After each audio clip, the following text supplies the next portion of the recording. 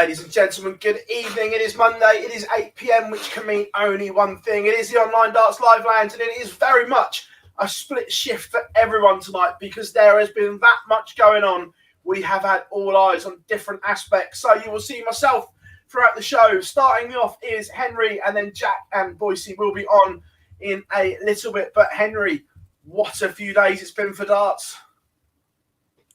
It's been a bit quiet, really, Phil, hasn't it? Not much has happened. You know, it's just a bit random every now and then, isn't it? It all happens and goes off. Exactly, but it's been good fun, and it's good to see the amount of darts we get to see, and we can mix things up, obviously, with the seniors event, the Pro Tour beginning, the Premier League beginning, obviously, of course, the Online Darts Live League as well. It's great to see so much darts, and also so much darts on either TV and streaming. You can't say you're not sport for choice at the minute. Yeah, Thursday night, chat room, help us out if I am wrong, but I can't remember 3 darts tournaments being broadcast on TV overlapping at the same time. Thursday we had the Premier League, the seniors, and the Online Darts Live League all crossing over. I can't ever remember that, Henry.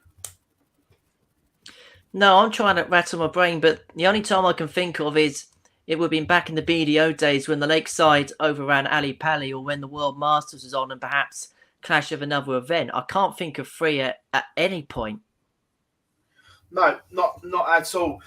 Chat room, welcome along. As always, like we say, myself and Henry for the first half an hour are going to take you through last week's Premier League and the Pro Tour. And then the boys are back in town. Jack and Boise were obviously at the World Seniors for the whole weekend, so they didn't see anything of the Pro Tour. So it was kind of unfair to drag them on and just try and make them wing it. We could have made them sweat, but we thought better of it. Before we jump in, would have been fun. Yeah, we could have done. Make sure you drop us a like and subscribe to Online Darts. We are finally past that massive 20k barrier. So thank you very, very much, as always, for your constant support. And it isn't done yet. We go on. Henry, first of all, we'll start with the Premier League, the new look Premier League as well. First of all, your first thoughts on it before we dive into the ifs, buts and maybes. I think at some point, and I think we discussed this for quite a while, a new format was needed. I think it just adds an extra little bit of edge to Premier League nights, and maybe we'll see it maybe a little bit more kind of week 14, week 15, where sometimes we can see a lot of dead rubber games where players are guaranteed 6th and 7th and 8th, and maybe the playoff picture looks pretty much sorted. So what it does give, it gives an extra element to every week. I think it's a format which will probably come back in 9-10 weeks' time to judge as to whether it's the effective format. But for an opening night, it worked. The crowd were really engaged with it. They loved it. Helped, of course, as well for the Welsh representation with Price and Johnny Clayton. But yeah, I think as far as starts go, I think the PDC, Sky and everyone around it will be quite happy about how it went. Yeah, look, from being in the venue, if anyone else was in the venue, let us know. Again, just a quick couple of evenings. Mental Health with Me is in. Matthew says hi. Craig says Google's controlling my life. Absolutely. Jerry is in. Tommy, Malachi, all the regulars are in. Jordan, thank you very much. Dennis as well. Your continued support means the absolute world to us. But being in the venue, the first set or the quarterfinals, it was electric. And then with no walk-ons for the semi-finals, look, I completely understand why it was done for time and whatever, and you don't want to see 3 sets of walk-ons. But without the walk-ons, it almost seemed to go a little flat in the venue. Does that make sense? Because it's the walk-ons that drive the energy and everything like that. So it was a little bit strange. And the Sky Sandman had his hands full, that's for sure. With the sound going up and down, depending on what our lovely Welsh audience was singing. But yeah, no, look, it was good. First up, though, Johnny Clayton, too much for Joe Cullen. Joe didn't play badly, but Johnny was just ruthless, Henry. Yeah, and the champion got off to the perfect start. It's always going to be tough for Joe, new player in the Premier League. And we've seen before, sometimes it can take a couple of weeks to get used to the stage, get used to the big crowds. I thought he settled in okay, as you say, but Johnny Clayton just oozes his class about him, doesn't he? He always delivers on this big stage. And he did so again, obviously, on Thursday in our opening victory. And that Joe will go again next week. I think the tournament format for a player like Joe Cullen, I think will actually help him, where sometimes in the past the league format, I mean, we've seen with players before that finished bottom and bottom by a few points, they go to week 7, week 8, week 9, and they're like a beaten man. Whereas with Joe, he can work his way into the Premier League because it's a tournament format, so it's nothing too alien for him. So for him as a debutant, he can work that way. But as you say, Johnny just had that little bit extra class in the end. Yeah, no, absolutely. And then this dampened the atmosphere. The Iceman, the world number 1, Gerwen Price, defeated 6-3 by James Wade. And look, Gezzy's had an off day, but it's only James Wade can win with an 88 average in the Premier League. Only James Wade can do it. The thing is, you can analyse stats and everything about every darts player, probably 127 of 128 darts players, but it's pointless analysing that with James Wade. The name the machine is at, because he'll find ways to win darts matches, whether it's 110 average or 76 average. He just finds a way. And yeah, going, I don't know whether perhaps home crowd back in Cardiff, whether that maybe played a little bit of a part in the end, but he would have been disappointed with that. Obviously, didn't play last year as world champion, coming back into the Premier League. So there was a lot of things racing through his mind on that night, whether that perhaps became a little bit too much, we don't quite know, but Wadey does what Wadey does best, and that's just finding ways to win darts matches. Yeah, completely.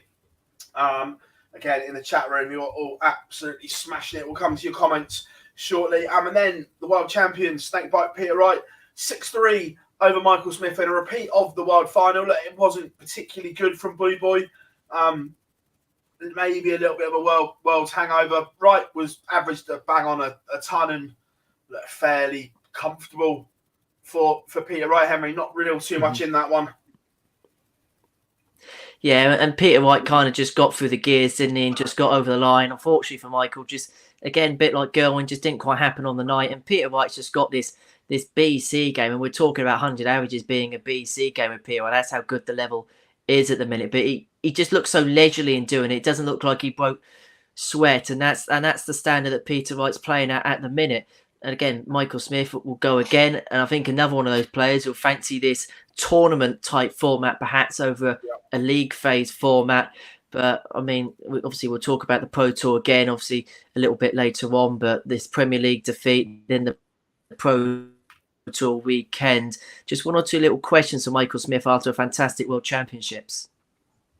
Yeah, and then the last game, when you look at it on stats, it was a weird game to watch in the press room. But Gary Anderson beating Michael Van Gogh in 6-4, Mvg averaging 96. And I didn't think it was a 96 average. I thought it was worse than that, if I'm being honest.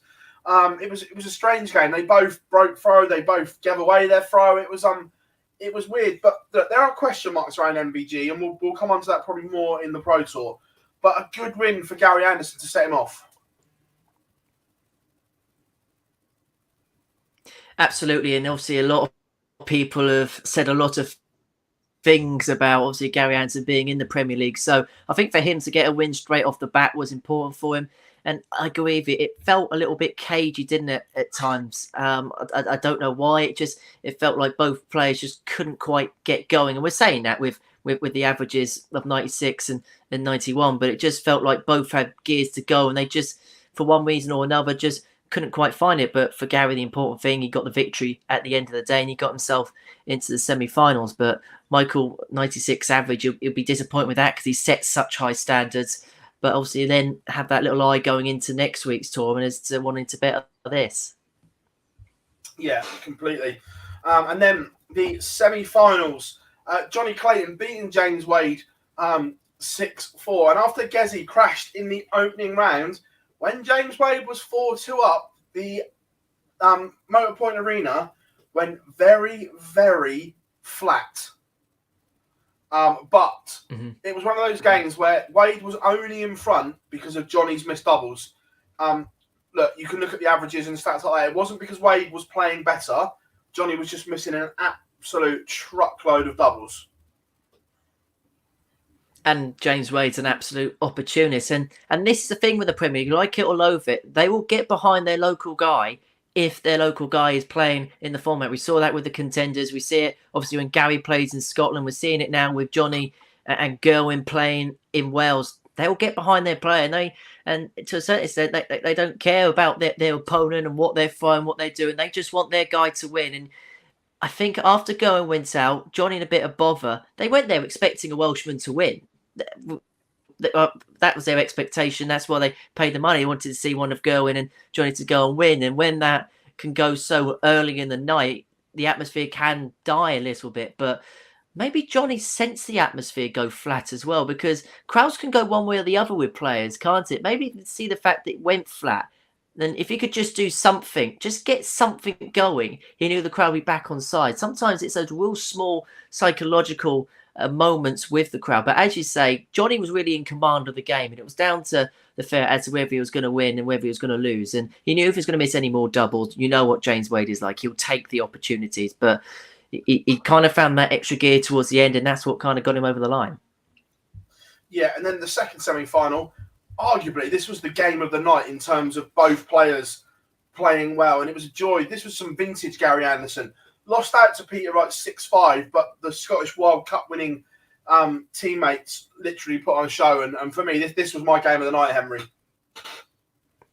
Yeah, and there's certain combination of players, isn't there, that when they play each other, things just click. And Peter and Gary, that's very much the case. I can't say this was the one I watched too much of on Thursday night as I was flicking between this and the seniors. But yeah, this was absolutely fantastic. The bits I did watch was absolutely fantastic. Real joy to watch. And yeah, we saw those glimpses of Gary Anderson, didn't we? Of the Gander we know, the Gander we love. And if he plays like that over the course of the Premier League, he will be there and thereabouts in the race for the O2. Yeah, completely. Oh, Newcastle these days. Yeah, and then there it is. The final was one-way traffic, but it was the world champion who took the opener in the Premier League, £10,000 in his back pocket, a 6-1 win over Johnny Clayton, but 113 average from Snakebite. Johnny was a little bit flat, and when it's being pounded back at you, there's not a lot you can do, to be fair. But done and dusted. Night one, overall thoughts, deserving winner, Henry.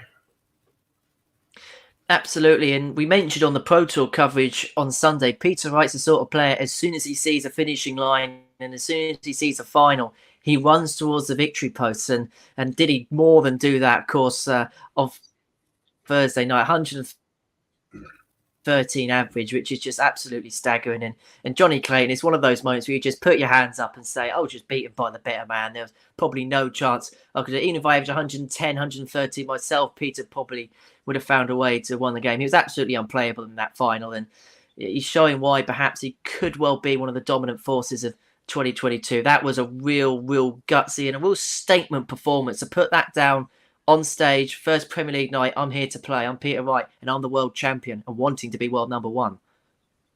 Absolutely. So that was night one in Cardiff. The players then zoomed back up across the M4, up the M5 towards Barnsley. The Metrodome was back, one of the meccas of darts in the UK for the first Pro Tour of 2022. And at last, we can say Luke Humphreys has won a PDC ranking title. Lost in a few finals, but cool hand getting over the line. We'll come on to the final in a minute, Henry, but there were some real stories. And I look at some of the players. Gary Anderson getting to a quarter-final is huge. We spoke about it earlier, that I'm expecting big things from Ando with the Premier League back and playing week in, week out. That was a joy. A resurgence of Daryl Gurney as well, getting to a semi-final. That's great news for Super Chim fans. Indeed, and this year's really big year for Daryl Gurney, just to see where he's going to go. He's the sort of player, he's kind of got the action, he's kind of got consistency to get back, but you want to get results early on in the year, and these Pro Tours could be a massive guide as to where your season's going. Of course, it's still early days, but he'll take some real encouragement from that. Getting to a quarter-final early on in the season, had a fairly decent day on Sunday as well. So it's just little building blocks which he can kind of go on from there. Yeah, as well, I just look at some of the debutants as well. Cameron Menzies getting to the last 32. Brian Roman getting to the last 32. Lee Evans, the last 16. Scott Williams, obviously the stand-in, doing really well. Some real standouts from some of the new guys. Indeed, and of course Jim Williams beating Gerwen Price as well. That's some debut Yeah. to the PDC circuit, isn't it? And I think Jim's one of the players that we've all been looking out for, haven't we? Since we knew he was going to win a tour card, as to how he's going to do on the PDC tour. We saw what he did on the BDO WDF circuit, former World Championship finalist, former World Championship runner-up there. And he always felt he was a player that sooner rather than later will cut his cloth in the PDC. And when you are a big name player from the other organisation moving across to the PDC, there is an added pressure on you. And for some players like Glenn Dalton, you 5 under it. And then you see other players, perhaps like a Mark McGeaney, it doesn't quite work out. But Jim Williams has set his stall very quickly there. And for the new tour card holders, and we mentioned this yesterday, sometimes it takes them maybe 2 or 3 rounds of these players' championship events. Maybe it takes to about April time for them to find their feet. But there's probably 4 or 5 that will think already after the first weekend, they're kind of acclimatized to this PDC environment. Yeah, no, completely agree with you. There was obviously some big name casualty as well. Devon Peterson, a man that is defending a king's ransom, losing in the opening round. Not ideal for the African warrior. Was expecting a little bit more. Chris Dobie, same as last year, finding a way to lose eye-catching games. He was miles clear in the averages against Ross Montgomery, but he found a way to lose a deciding leg. Look, Dobes is absolutely top draw, but it's just ironic that his numbers are very, very impressive again, but not winning games. And sometimes you've got to scratch your head and think, how on earth can I play so well but lose so many matches? And that's going to be a frustration for him. But the one thing he doesn't want it to be is endemic. Obviously, it happened a few times at the end of last year. It's happened once already this year. We've seen before with players where they can play well and keep losing matches, and they can kind of get stuck in a rut a little bit where they're playing well despite playing well. And sometimes psychologically that can play so many games with you. So sometimes it can even be a case of you win a scruffy game 6-5, but you've averaged maybe in the low 80s. Sometimes something like that is something that gets your confidence back after losing so many good games, playing so well 6-5. It's a weird psychological one with Chris.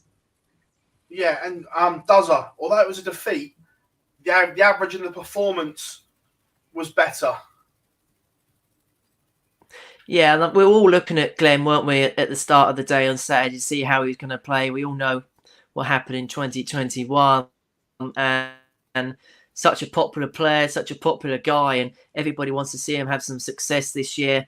And yeah, look, it's all about building blocks with Glenn. It's starting from a very low base and building himself up from there. Obviously, we've seen with some of the averages last year, it's an improvement on that. He takes that as the first positive, and then little baby steps, improving the averages, then getting that first win, and then you build from there. It's really, really small baby steps, but luckily Glenn Dalton looks as if he's on the right road at last. Yeah, absolutely. JK is in the chat room. I hope you are good, mate. I'll see you on Wednesday. But semi-finals, Ryan Searle beating Peter Wright 7-5, both of them with eye-catching averages. And Luke Humphreys edged out Daryl Gurney in a last leg decide as well. 2 very good semi-finals, Henry, which tees us up for the final. Luke Humphreys, a ton average in the final. Super stuff from Cool Hand throughout. Absolutely, and he's one player you cannot begrudge winning that first PDC title. But just going back to the standard very quickly before we talk about Luke, the standard all day was absolutely exceptional. We counted the averages all together between the 8 quarterfinalists, and when you consider Ratajski was averaging about 80-81, the 8 players put together averaged 97. So if you took Ratajski's out as an anomaly, that's 7 out of 8 players averaging around a ton between. And that was the standard we saw on Saturday in Barnsley. And you do wonder the first couple of events what the standard's going to be like. Well, they've hit the ground running. But for Luke, fantastic start to the year. He's another one of those players that we're kind of looking for big things, aren't we, in 2022? He's on the cusp now of the top 16. We expect him probably to break into that at some point this year, have some runs in TV events. And look, these first weekends, when you get a title, it sets your stall out for the year. And what he has done by setting his stall out is to say, look, I'm going to compete with the best of you. I'm here to win events, and I'm here to really climb up the rankings and cause some damage. And he's done that on Saturday. Absolutely. Then moving on to the Sunday, it was Pro Tour number 2 in Barnsley, and it was a familiar winner. In that man, Snakebite Peter Wright, added to his tally of titles in a few days. We'll come on to him more in a minute, but I know Laura is in the chat room as well, but massive shout out, John O'Shea, the Joker, getting to the last 32 as well. I'm really intrigued to see what John's going to do on tour, because we see when he gets it right, he's going to be a handful for anyone.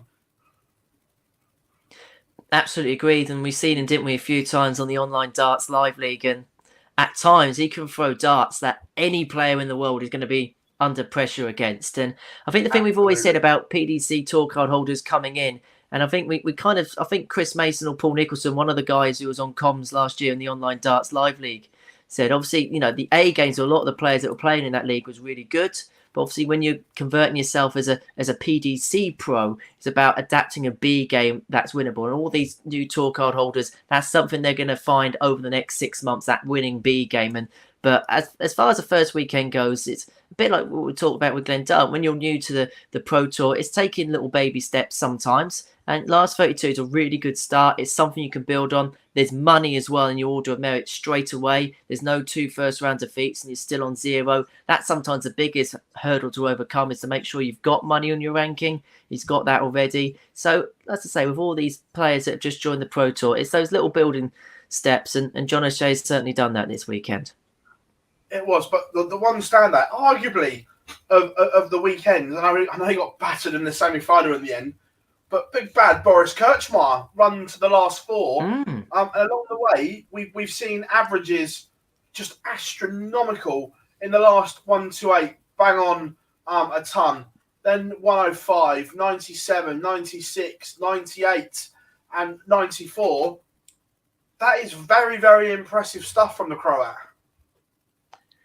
Absolutely spectacular. And we looked at it on the live stream yesterday. Last year, across all the Pro Tours, he got something like £4,500 in prize money. Of course, there's different monetary factors in the Players' Championship events this year, but he's already earned just over £4,000 in one weekend. And what it's also done, and I know it's very early days, but he's just outside the race now for the World Matchplay space. If he beat Gerwen Price in that semi-final, he would have been in the provisional places for Blackpool. I know there's still a few months to run until that field is confirmed, but that run on Sunday has given the opportunity and a springboard now to have a really good 2022. If he had one more good run, he puts himself right in the mix for match plays, puts himself right in the mix for tournaments like the World Grand Prix and things like that. So there's a real importance to these early Players' Championships, as I say, to set the stall. And Boris did that, played very well. I think just ran out of steam in that semi-final against Gerwen Price. When you're not used to playing those really long days, sometimes it can catch up with you, and I think that was probably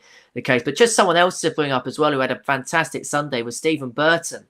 Not even a tour card holder, knocked out Raymond van Barneveld, knocked out Michael van Gerwen, and went on a brilliant one throughout the day. And he would have been more than pleased with his weekend. I mean, a lot of the players who came in via other routes, Jim McEwen and Scott Williams, they can be happy with their weekend's work. And we're kind of seeing, haven't we, over the last 2 years, the players that get in the call up from the Challenge Tour or Q School Order or Met or whatever route they get called up for, they're now ready. Whereas sometimes we've seen those players going, it's a bit like they're kind of going into the deep end a little bit and they don't quite know what to do, and sometimes they can take a bit of a battering with confidence. But the players that have come in as the reserves this weekend have done a brilliant job.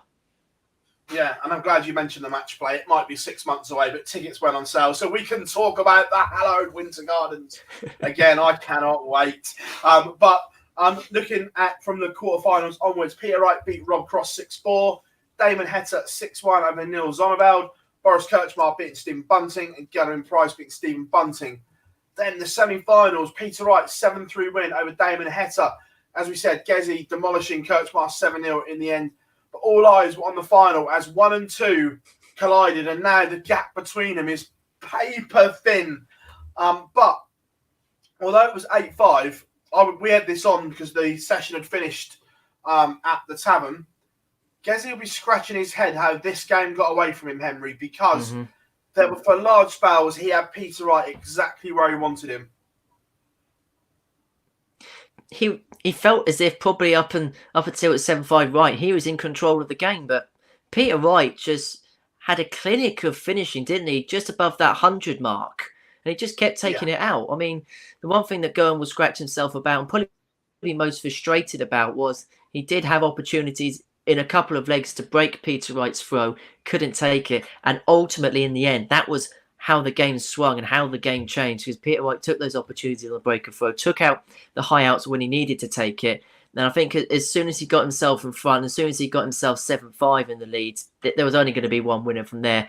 Even Gerwen Price, world number one, was struggling to kind of come back against it. But as you say, the race for world number one now really, really hot up. As you say, not much in it, about $5.5 between them. And next weekend, down at Wigan, or up at Wigan as compared to where we're at in a minute, we could see a change in hands of world number one. And if it does happen, don't expect it to be for the last time this year, because these two are going to have some battles over that supremacy. And this weekend was a marker, a real marker. And Peter Wright winning that match, it puts a statement, not just to the rest of the field, but in particular to Gerwen Price as to, well, I'm going to be the man this year, and I want to be the man that dominates. And that's been a statement fired to Gerwen and the rest of the field. Yeah, although it's only early on, there was some significant movement in the rankings. Near the top, not a lot changed, but the one knows one. Ryan Searle now moves to world 14. Aspinall, without playing, obviously due to the injury, has dropped to 16. Kind of worrying times for the Asp, but he's on the, what is he, about 17 grand from dropping out of the top 16. Look, that injury is obviously an issue, and we wish Nathan all the very best and hope it's sorted sooner rather than later, Henry. Otherwise, he's going to be behind the 8 ball. Well, the problem is as well with Nathan Aspinall, if he drops out the top 16, it's not just a case of he's out of the top 16 in the order of merit. Even if he dropped out that top 16, he's not in the Pro Tour top-up field for the World Matchplay as things stand. So even though he's got the injury, he's going to have to play through that pain barrier if he wants to qualify for these events this year. So Nathan Aspinall's in this really, really precarious position of, do I play through the pain barrier, try and qualify for events, or do I take a little bit of a hit on the rankings to make sure the surgery goes well, to make sure I can get the shoulder back to something like it was before? It won't be totally like it was before, but something I can play with and play to a high level. He's kind of caught, as you say, behind the 8 ball, caught between the devil and the deep blue sea a little bit. It's a big few months coming up for Nathan Aspinall. Possibly career defined. I don't want to sound too dramatic about it, but it is really, really crucial. And it would be a shame because we know what Nathan can do. And when it's injuries that bring you down the rankings, that must be the most frustrating thing in the world, because it's not your raw ability to bring you down the rankings. It's through a third-party factor which you cannot control. Yeah, Tiz has joined us in the chat room. Hope you are good, my friend. And then going to drop down, Boris Krcmar's impressive run moves him up 3 to 58. But Martin Schindler is now into the top 64 for the first time on his new cycle of his tour card. Big John Henderson is now outside the 64. Worrying times for Hendo. He worries me a little bit. Yeah. I know. It does worry me a little bit as to what this year's going to do. Yeah, completely. And then from the newbie, Stephen Burton, obviously topping up as well. He's up 8 places. He's now 93. Jamie Clark, debutant, comes in at 96. John O'Shea, 94. Look, for all these people that have just jumped on and won their cards, $2,000 on the opening weekend of the Pro Tour. That's not too bad. Not to be sniffed at one little bit, and again, the monetary factors have changed, but you look at things like the Players' Championship. Was it Paul Nicholson who made the point of first year, you want to get into the Players' Championship and World Championship, do that, you're in a very good position to keep your tour card. So $2,000 gets you well on your way to get into that Players' Championship at Minehead at the end of November. Obviously, this year with new monetary changes, we don't quite know what the par cutoff will be, but $2,000 gets you well on your way there. It gives you a good start to your PDC career. You're not chasing that first victory, as we know is the most important one, isn't it? If you're going around 2-3 events waiting for your first win, then it can kind of get in your head a little bit. They've got that over the line. They've got a few grand on the ranking. That can also help them, obviously, with sponsorship and other things as the year goes on, especially with the new guys. So it's a solid enough start. It's foundations they can build on. Obviously, next week, another round of Players' Championships, you can get another few quid on that, then you're in a really, really good position as the Euro Tour qualifiers come in, try and qualify for that, and then just build your base from there. It's slow incremental steps, but for a lot of them, they'll be happy with their weekend. And it's good to see a new cohort of tour card holders hitting their stride, because we don't always see that. No, yeah, absolutely. Just a couple from the chat room before we switch our eyes to the seniors. Daniel says, when's the entry list for the Euro qualifier coming out in the Pro Tours? The Pro Tours will be some point, probably tomorrow, Wednesday at the latest. The Euro Tours, look, we're not sure if they're going to happen yet. It may be slightly too early. I was chatting to the guys from PDC Europe. They're more than comfortable or more than confident that from the end of March, beginning of April, Euro Tours may be fine. So there may just be a slight tweak to the calendar, but obviously they can't do anything until they get guidance from the German government. So their hands are tied a little bit on that, but I'm sure very, very soon we will get some clarity from that. But it wouldn't surprise me with Berlin going. Wouldn't surprise me if Riesa was maybe moved as well, Henry. It would be a logical thing. Yeah. I think possibly some moving and shaking around with the calendar. I mean, you look at possibly other countries and their restrictions. Gibraltar looks like probably an easy one to maybe move round, if you can move that maybe early on in the year.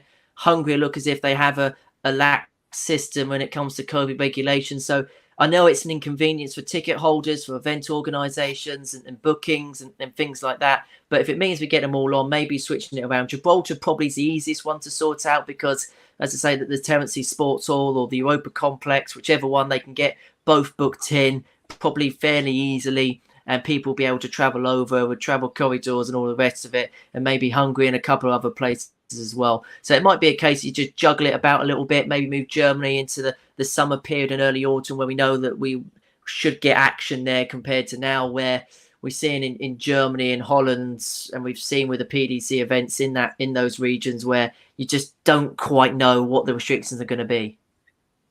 No, absolutely. Weekly Darts caster in. Andrew is in. Hope you are both very, very good. Well, that's the Pro Tour and the Premier League all wrapped up. Henry, thank you very, very much. One, for holding the fort and anchoring the Pro Tour coverage and jumping on and going through it. Like I said, Gob and Boise didn't see any of it, mate. So thank you very, very much for stepping in 3 times now over the last couple of days. Yes.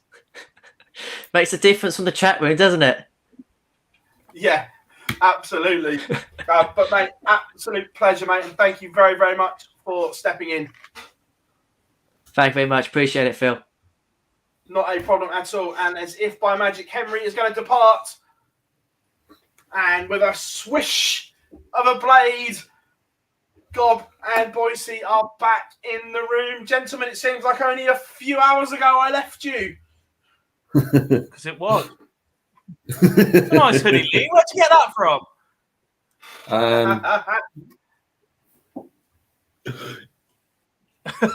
Finally got my hands on one. I'm not laying down. Lowe says, sign him up. Oh, he is, mate. Henry's part of the furniture now, mate. He's loving life. So Henry is part of the furniture. We'll be doing a lot more as it stands.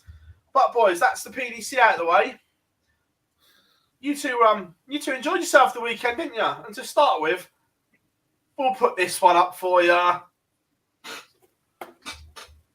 Beautiful. It's so beautiful. It's so beautiful. It's so heavy, ridiculously heavy. Everyone's got it above his head. It's freaking heavy. Yeah. Where to start, boys? Right, we'll start at the beginning. And look, on this show, we don't hide from anything. Thursday, I got slammed on Twitter, and I'm gonna paint the picture first of all. So in the press room in Cardiff, we had it on. We had it on the iPlayer on the laptop. There was me, Wayne, Pikey, a couple of the PDC boys. Granted, we had no sound. We were just watching the pictures, and it looked very, very good. And I put on Twitter, oh, it looks really, really looks good. And I got absolutely panned for it. Didn't know there were sound issues. God, being in the venue, obviously there were issues on the Thursday. We won't hide from it. However, the effort the team put in to get them right in such a short turnaround, and then after that, it was just brilliant.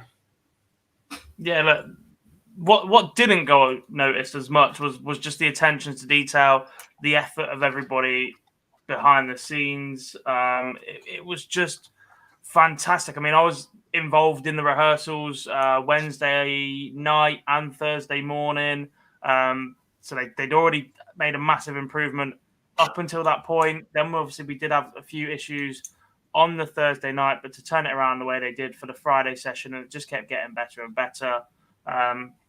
We know there was some issues with the BBC coverage kept dropping, and there'd be an issue with that stream. That wasn't the fault of the World Seniors. That was a BBC issue. Everybody else was receiving exactly the same feed. It was the way that BBC were trying to broadcast it back out to everybody. But on the whole, look, the improvements were made. The nice comments started to come throughout the week. There's still an extra couple of gears for it to go to, but in the most part, us as a team felt it went fantastic, and it was brilliant to be part of. Yeah, no, look, it was just unreal. The atmosphere, the buzz in and around the venue, social media, people coming to watch. Wayne had a great time on Sunday night. Why wasn't Helen told? Was good.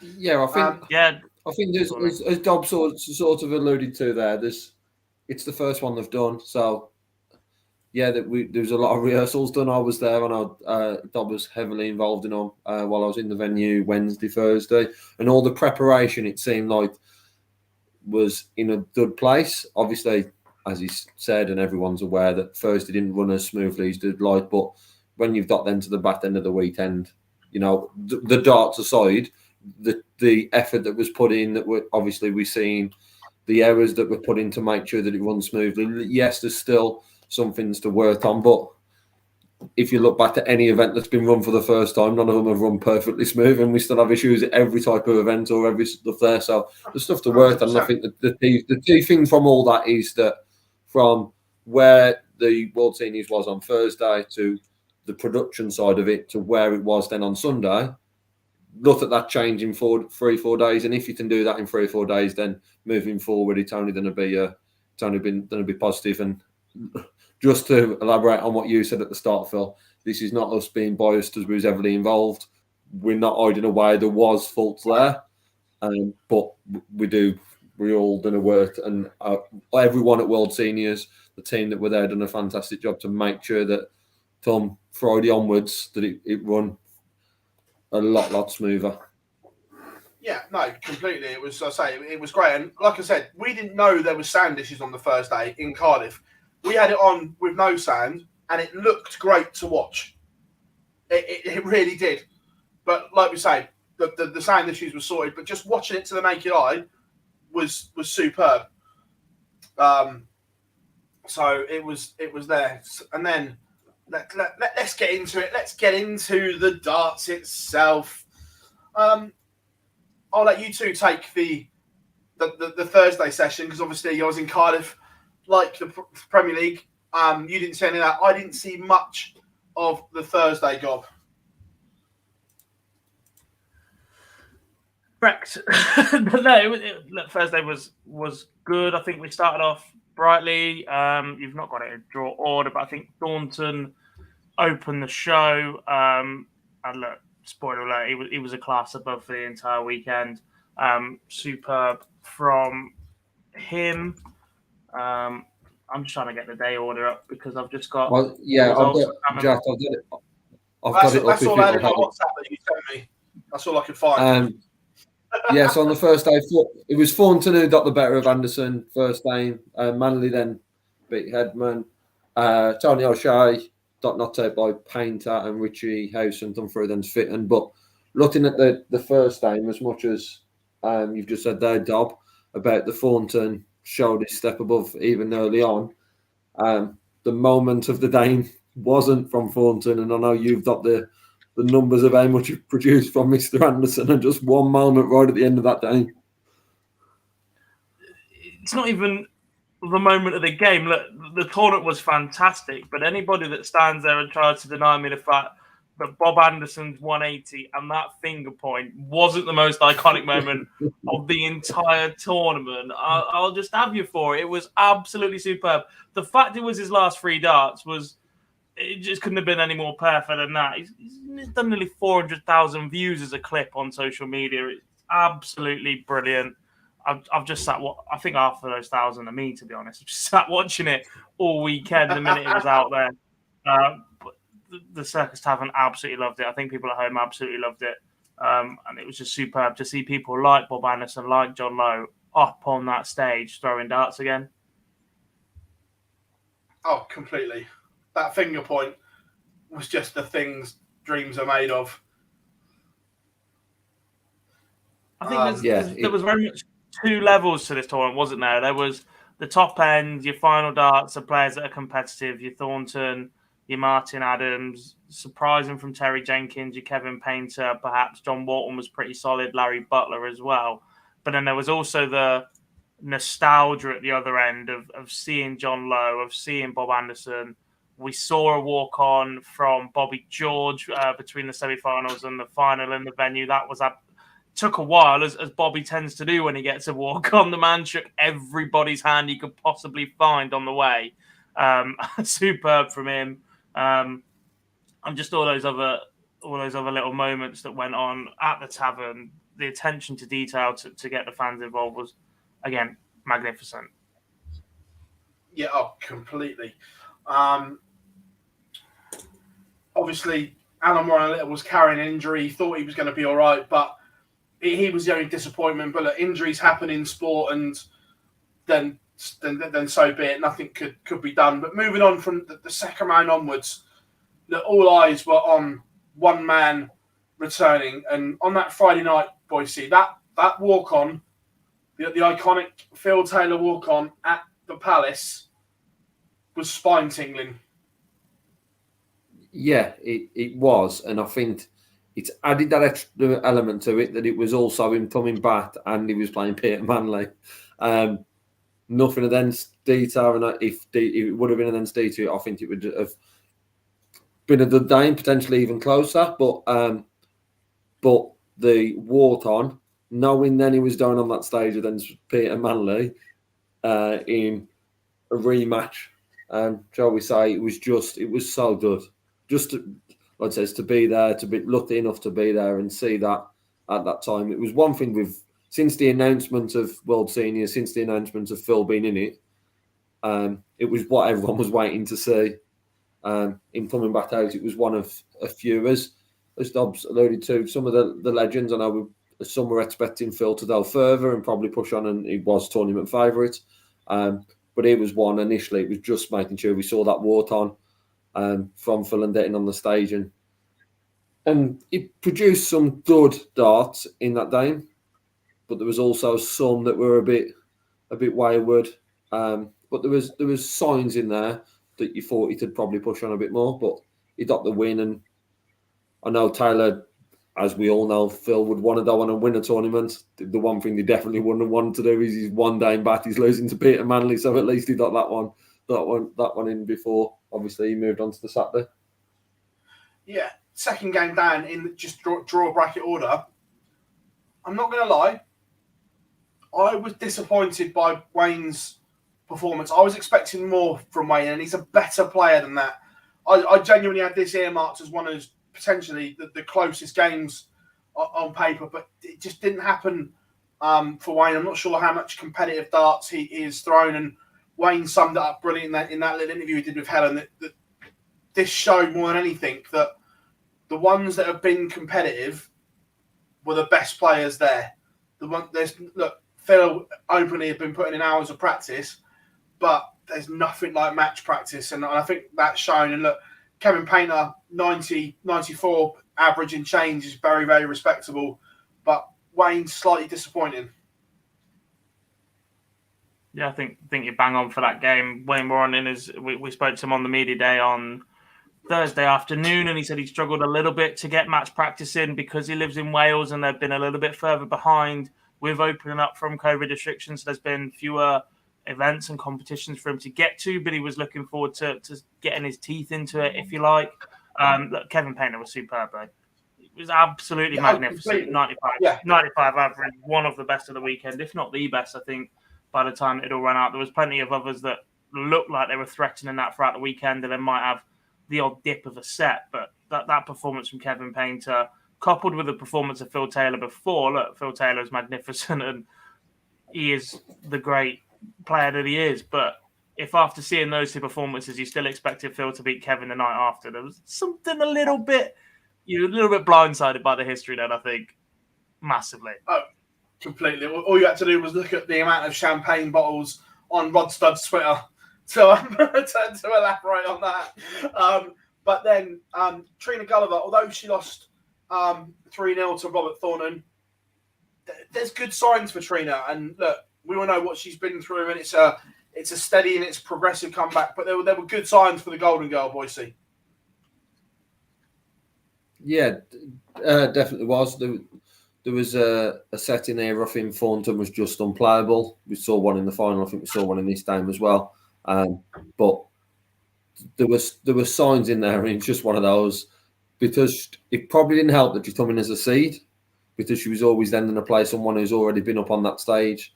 Rightfully, she was a seed, obviously being 10-time champion. But looking at it now, it probably didn't help her, because when the draw was made, she was playing someone who'd already been up there and had a game on the stage. And as we've spoken about, match experience, being back on that stage and back in that atmosphere. Because the first time I've been to Third Tavern, certainly there's a different atmosphere than any other darting venue I've been to, because of how close you are. But it was good to see, and I think we'll see Trina at many more of the senior events, and hopefully this will spur her on to put more time into it, and hopefully there's no more injuries, so we'll see her get better and win a couple of games in these tournaments. Yeah, look, Dave Prince too strong for John Lowe, and John Lowe all but retiring in his speech afterwards. He said it was great to have one last hurrah, but Dave Prince again playing regularly, and that showed 90 average from the Badger, just too much. Then John Part beaten by John Walton. John Walton played some good stuff across the weekend. God. Yeah, look, the man's still playing County A darts for Yorkshire. If you're still in that side, you have to be averaging at least 25 to 30 in Super League just to even be considered. That doesn't even get you in sometimes. It's a very fiercely competitive team up there. John Boy's been on that A team for a while now, so he was probably one of the more match-ready players coming into this. Tough draw for John Part. I think the last three games we've just spoken about were tough draws, to be honest. Trina Gulliver would not have wanted to see Robert Thornton come through that opening round, and John Lowe getting Dave Prince again, who probably plays more regularly than a great big deal of the field. And again, this is just one of those where it's an absolute stinker of a draw for John Part. Found himself at Q School. I think the numbers were a little bit lower than what I was perhaps expecting from him. I think his Q School performances said he might deliver a little bit more. And I guess perhaps that's the big stage factor, being back on TV. That's a little bit of a step up from playing at Milton Keynes, I guess. So, yeah, look, John Boy was solid. The averages, let's say, mid-70s for a lot of the week for him. But I think his double percentage was around 20% for the weekend. He wasn't great on the finishes an awful lot, and that seemed to take a few points off him. His scoring phase, very, very solid. Yeah, no, absolutely. And then this has been earmarked as a really good game. Terry Jenkins, 3-1 winner over Lisa Ashton. But Jenkins finishing, especially Boise, was on point when it mattered. Yeah, it was on point. We was unsure with Terry what we was doing there, because I think when we look back, and with some of these players, we're looking back at what they've done more recently, if we've seen them. So we live lead with Terry. There was inconsistencies there when he was playing. There was some brilliant stuff, and then some stuff not so much. So for him to then come up against Lisa was a very, very difficult game. If I'm being honest, I was a bit disappointed with Lisa. But I think that is because the standard that she's set over the past few years means that we are disappointed that she only got one set off Terry. So it's the positives there that she's set a high standard. And a lot of people were fancying her to go on and beat Terry Jenkins. So once then, it says a lot about where Lisa has been over the past few years. But in this time, I was a bit disappointed. So I thought she could have pushed him and Terry a bit more, even though, as you said, his finishing was very, very good. Yeah, well, again, talking of Jenkins, I don't know if he let it slip in the media day, but he did in one of his post-match. So he'd actually gone back and played the last 2 county games in the build-up for this. So again, someone that had taken it seriously and wanted some good quality match practice. And he won't be the first to do that either. We were speaking to Wayne Mardle yesterday. He's about the fact that he wants to play when he turns 50. We saw a little bit of on-screen banter between him and Helen Chamberlain, but look, he's one of the people that have interacted with it on social media more than any other. And even then, we're like, Wayne, you can have a pop. And he's like, yeah, I'm already practicing, planning my return to Super League to make sure that I don't get caught out cold. The players are loving the opportunity to be back playing competitive televised darts. Yeah, 100%, which is good, which is what we want. And then this next one was an absolute belter of a game. But it was Larry Butler who came out on top. He beat Keith Della in a deciding set. We had a couple of clutch finishes, a couple of big celebrations from Della Boy, but ultimately it wasn't enough. This is one of those that just highlights the difference in match practice. Larry Butler still playing regularly on the CDC, made himself a quarterfinal in Las Vegas a few weeks ago. Keith Della has probably put in more practice in terms of just practice than anybody else. Even before he was announcing the lineup, he got the practice board back out again. He's been on it a couple of hours a day, every single day, every opportunity. He couldn't wait to show me he'd got a board set up in his hotel room and he was ready for this. But in those killer moments up on stage, Larry Butler just had that little bit more calmness, a little bit more composure. And to steal a Mark Van Gerwen phrase, Larry Butler did the right things at the right moments, especially in that final set. That 180 was an absolute killer for Keith Della. Yeah. And then the final one in the second round. Phill, just on that day, can we move on from the Della game without really mentioning those trousers? Those trousers were something else that he decided to wear on Friday. Saturday, they weren't something else. They were horrific. They were so bad. So bad. Wolfie returned that howl at the top of the walk-on, and then Hungry Like the Wolf blares out. And I was excited to see Martin Adams play, and he didn't disappoint. And in that first game, this was a tough one because Richie Hauser was brilliant in qualifying for this, and this was always going to be a toughie job. It was indeed. I got a lot of time for the Hausers.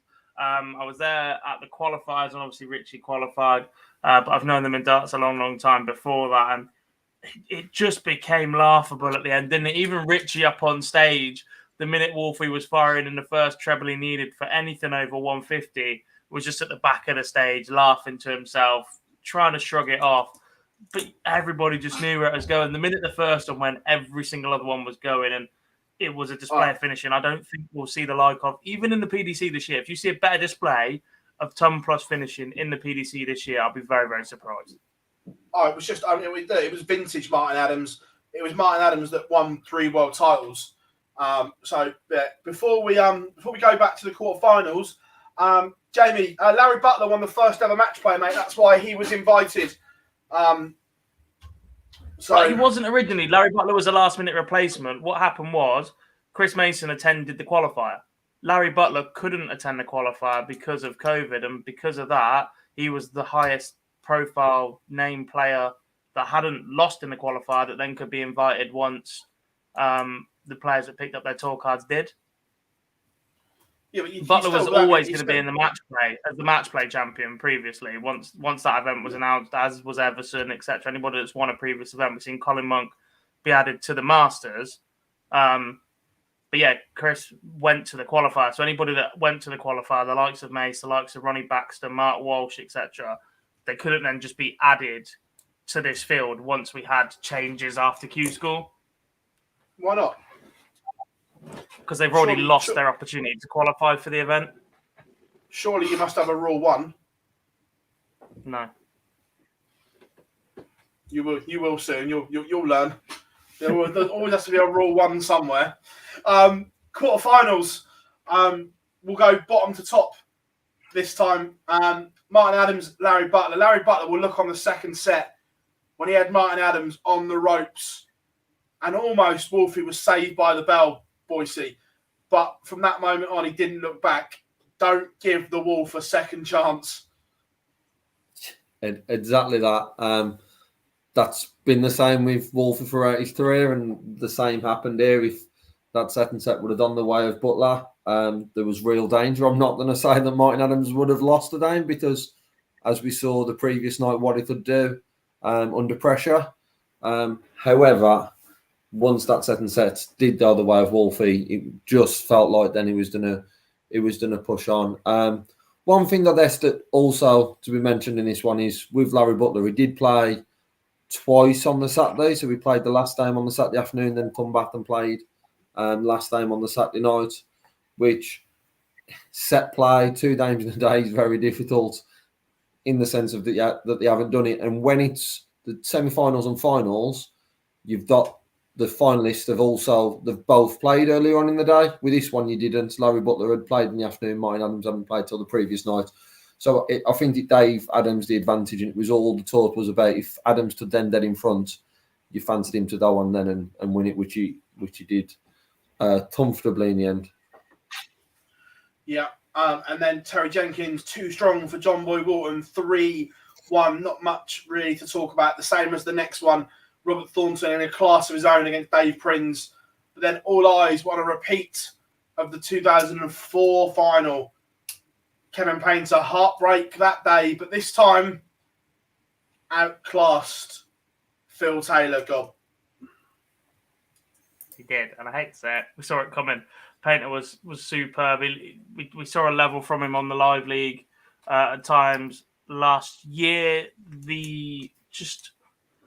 It looked like it was the World Championship final to Kevin Painter, especially where we were sat for the weekend was not ideal for a press room, but we ended up sat directly behind a dartboard. We were on a table on the original stage, sat huddled. So when the players are coming off in the break, we're seeing what they're doing. And Kevin Painter was so amped constantly. He had his breathing exercises, his techniques, but it just meant so much to him to be up there to beat Phill in the way that he did.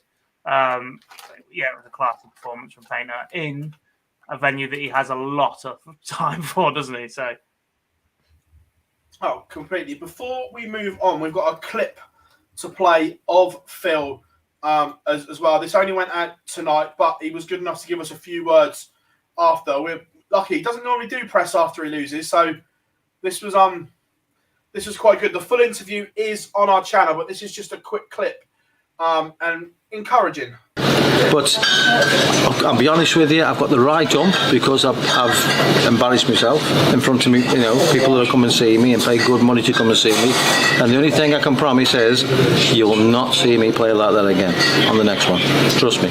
Has that really reignited that fire? 100%. I really have got the hump in myself. And it's the first time I was on stage, I was sweating, I was red hot, I was throwing some lovely darts and then they were getting big ones after that. And no, I'm not doing that again. I'm not. If I don't do it, put it right, I will retire fully. Statement. Yes. And that wasn't just for show either. No, he genuinely. I did the whole fanboy thing. Went up and asked Phill for a photo after a loss, which is absolutely unheard of. But he was more than happy to give it. And I sat listening to the conversation he was having. He was with Roland Sholton and a couple of others, and he went, "I'm not doing that again. I'm not doing that again." That was giving me the kick up the bottom because we were literally sat there after the performance, before the post-match interview slot, and we're like, "That's a little bit of a worry." Knowing Phill like we do, he might just not turn up for the rest of the tour. He won't want to put himself in that position again. We're not sure if he wants to put the amount of work in that it will take to get it right. And the fact his instant response is, "No, do you know what? I want this." And that competitive edge, the minute he stepped back on that stage, reignited, he was ready for it. He's like, "No, do you know what? I want this. I've missed this environment." That's exactly what we needed from Phill Taylor.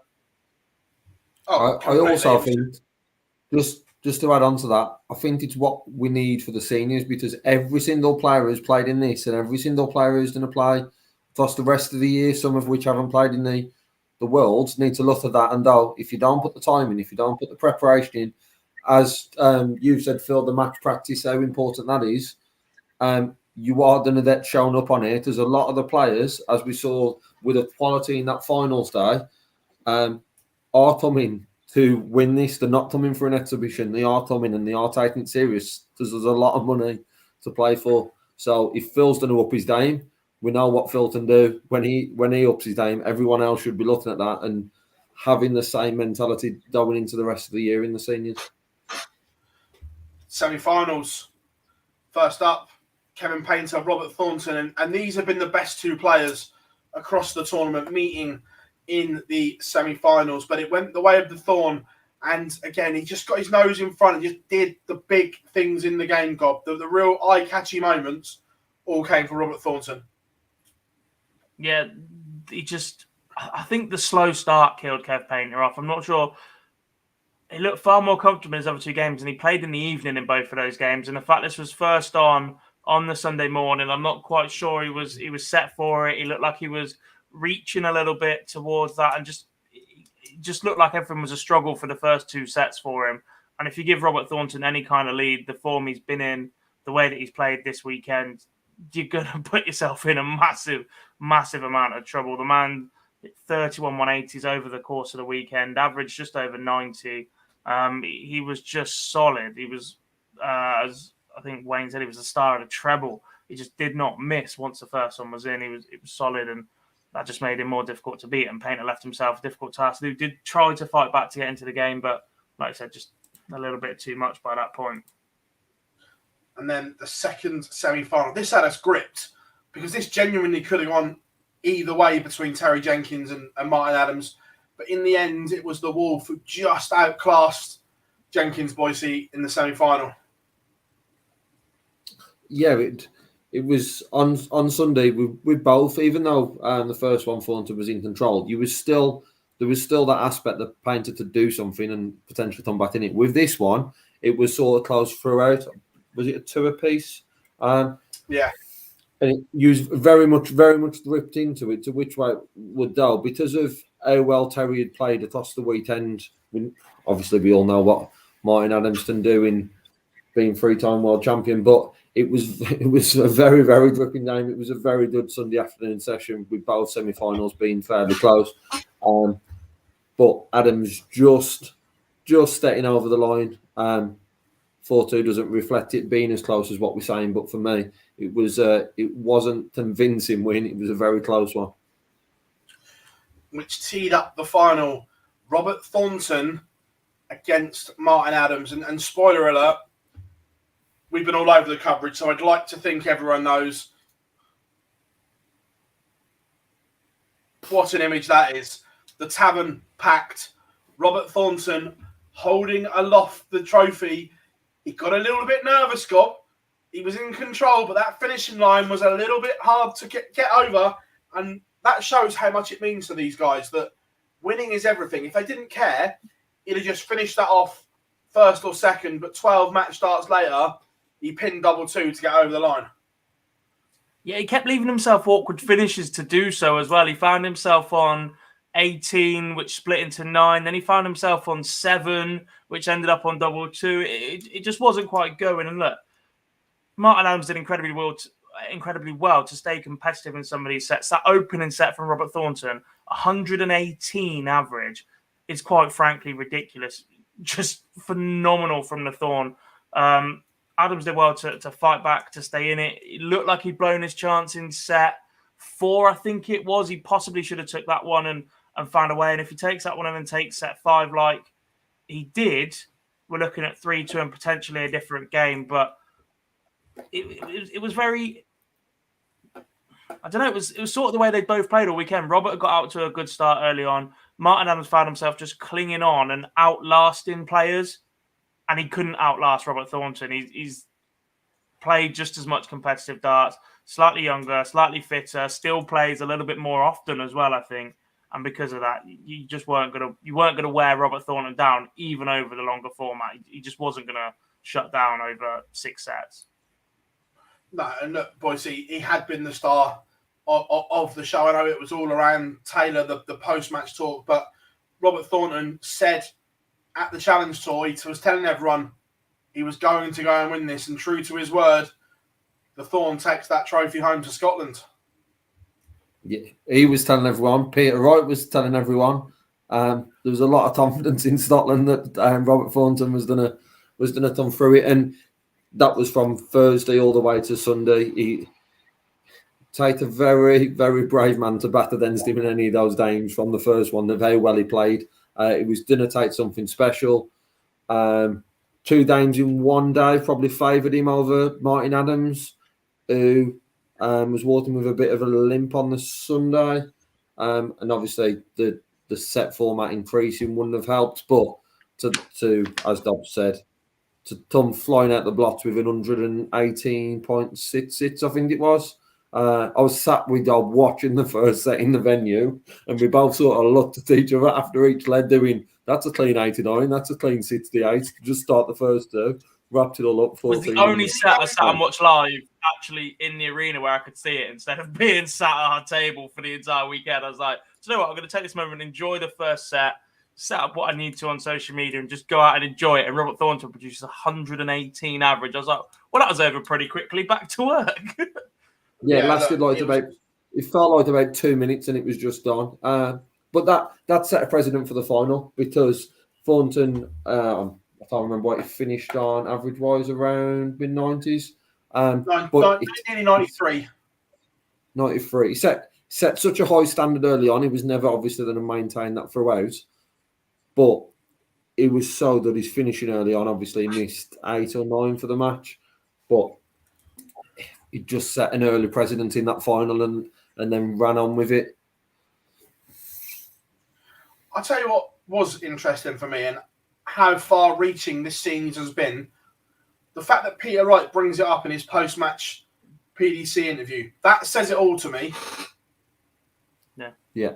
And I think there will be certain players on the tour at the moment that will have an eye on this that are perhaps coming towards the end. Peter Wright is not coming towards the end of his PDC career. No chance. He's still the best player in the world right now. Wherever he will be world number 1 in the next couple of weeks.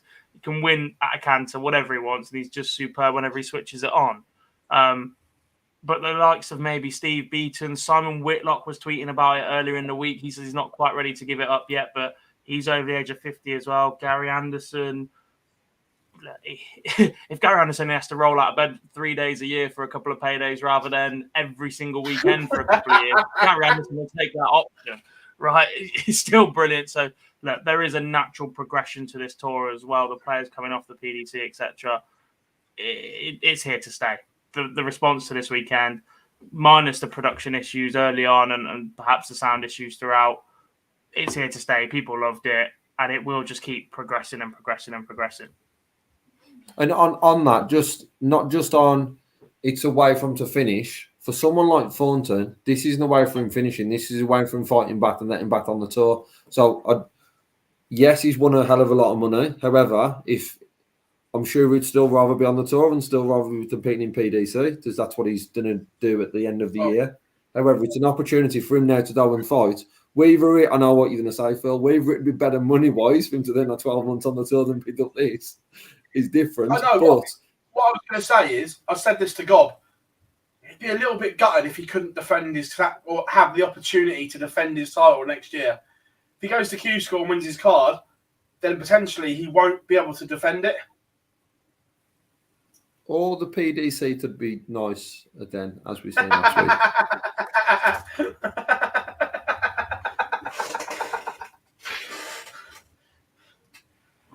It's happened once, it won't happen again. I'm just saying. I never said it's happened once already with an organisation that Barry Hearn doesn't really like. This sort of agreement already exists in snooker between the World Seniors organisation and World Snooker. Look, I'm not saying I don't know anything, but it would not surprise me if we get to that point and the question was asked. It would just make sense to do so. I'm not sure one event is enough to turn around to the PDC and go, right, let us start sneaking our world champion into X, Y, and Z. but it certainly was a good benchmark to set up and go, do you know what? We can be here. We can be. There can be other benefits of being the World Seniors Darts champion. Yeah, no, absolutely agreed. Look, loved it. I want one highlight from the weekend at the Tavern, boys. We'll give one each. You paying for KFC?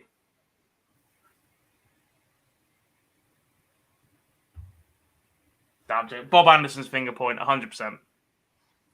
And if it's not, you're a lunatic. Oh, I put something on social media about the seniors. I labelled about sits. I've just had to look on my phone at those sits to see which one really stands out. You know, I just love the timing of it in the celebration. The 170 Painter in the semi-final. I know he didn't want to win it, but that 170, the 2 treble 20s, the step back, the fact that Thornton was on 220, so he didn't have to.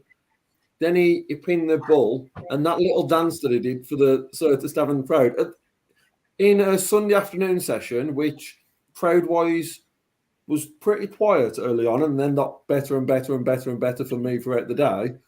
That seemed to be the turning point for the crowd, then really getting involved in the rest of that semi-final and the second one and the final on the night.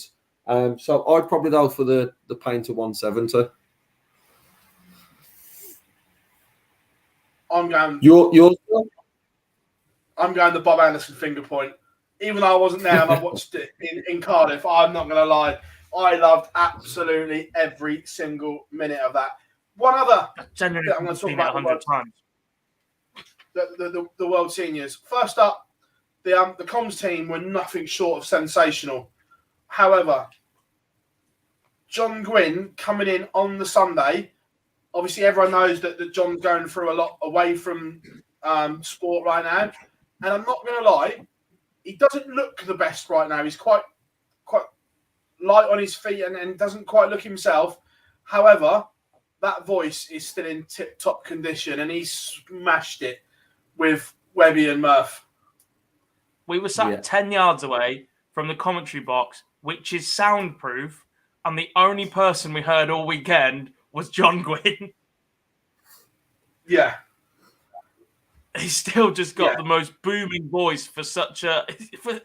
I didn't realise just how small John Gwynn is. I always expected him to be quite a large gentleman. He is so small in his stature, but his voice is just carries and it's booming, and he was absolutely superb. It was brilliant to see him. Yeah, it was just... I was just going to add to it on when we're talking about vocals and coming across, it was so good as well for Paul Ince to be calling in the final double. Obviously, he almost should have been the second half. Yeah, also went very wrong.